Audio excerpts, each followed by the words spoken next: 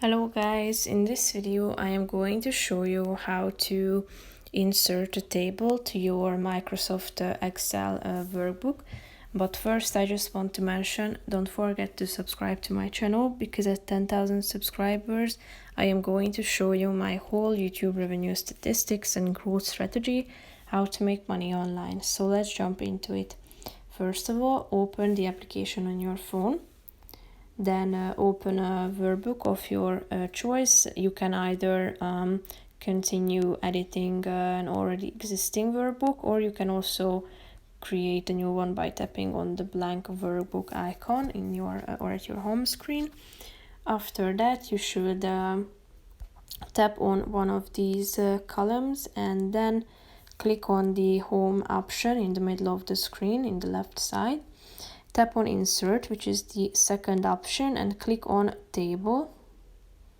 As you can see, a table has headers, so you should tap on this column 1 title in the middle of the screen. Delete it if you want to change it, and type in your new title. Tap on the check mark icon in the right side of the screen in order to save it. And if you want to edit it,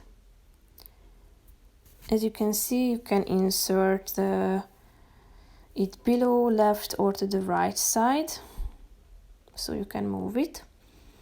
You have the chance to delete it completely. You can delete the rows, columns, and the table itself, and you can select the style option, whether you would like it to be a header, a total, first column, last column, banded rows, banded columns. So tap on the relevant one that you want to change it for.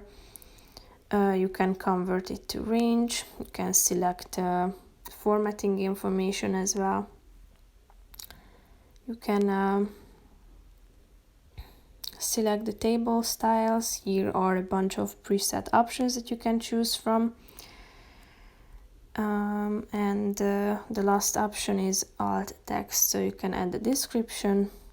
Tap on the button done, and basically that's it for this video, guys. See you in the next one. Bye bye.